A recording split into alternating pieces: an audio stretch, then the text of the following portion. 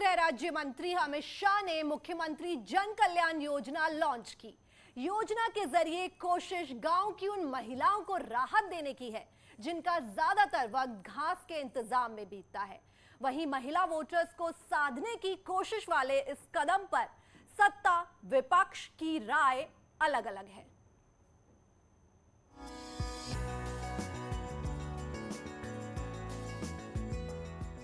उत्तराखंड में गांव की महिलाओं को अब घास के लिए परेशान नहीं होना होगा, क्योंकि पैक्ड घास गांव-गांव में बेचने का काम सरकार करेगी।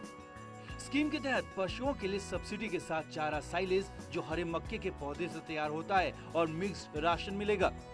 साइलेज की कमी ना हो इसके लिए 1000 करोड़ में 10,000 मीट्रिक टन हरे मक्के का उत्पादन किया जा रहा है। स्कीम की प्लानिंग त्रिवेंद्र सरकार में हुई और लॉन्च धामी सरकार में।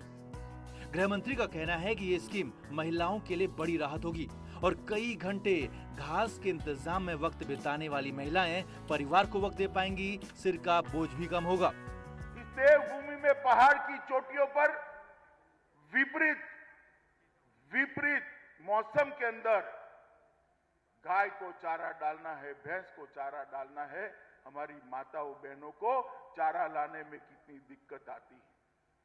यहाँ पर लगभग 1000 एकड़ की खेती और 2000 किसान ये मक्के की खेती करेंगे और उसमें से एकदम साइंटिफिक तरीके से पौष्टिक पशु आहार बनाने की यहाँ पर योजना हुई है।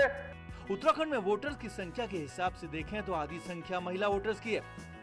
ऐसे में चुनाव से पहले गृह मंत्री के हाथों घसियारी योजना का शुभारंभ करके सरकार ने महिलाओं की बेहतरी के लिए सोचने का संदेश दिया है।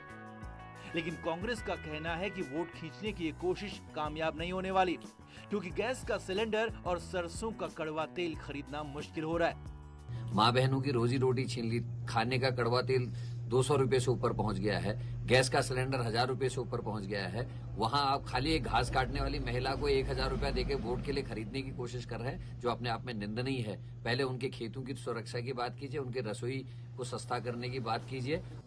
उत्तराखंड में खासतौर पर पहाड़ी इलाकों में खेती किसानी से लेकर पशुपालन तक का काम महिलाएं ही करती हैं।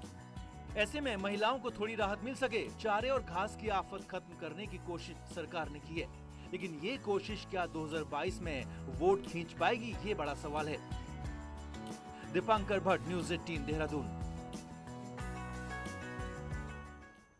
वहीं सीएम धामी ने मुख्यमंत्री घसियारी योजना को लेकर कहा कि इस योजना से महिलाओं को फायदा होगा और सरकार भी इसमें सब्सिडी दे रही है। वहीं पूर्व की सरकार पर हमला करते हुए कहा कि पहले ही सरकारों में न सिर्फ घोषणाएं होती थी, लेकिन हमारी सरकार इसको जमीन पर उतार रही है।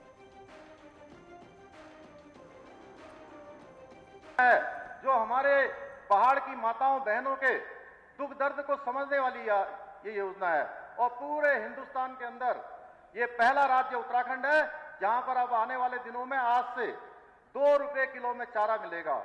लगा 75% सब्सिडी सरकार इसके लिए वहन करेगी।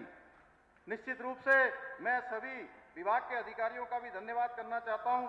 हमारे यहाँ पर सरकार ने बहुत सारी योजनाएं चलाई हैं, लगातार हमने फैसले लिए हैं।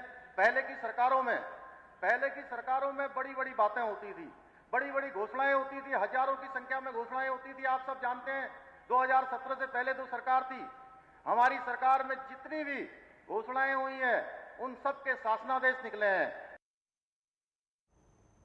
घसियारी कल्याण योजना को लेकर महिलाओं में भी उत्साह है और महिलाएं इससे उन्हें फायदा होने की उम्मीद कर रही हैं। फिलहाल साइलेज के लिए पौड़ी, रुद्रप्रयाग, अल्मोड़ा और चंपावत में सेंटर खोले गए हैं।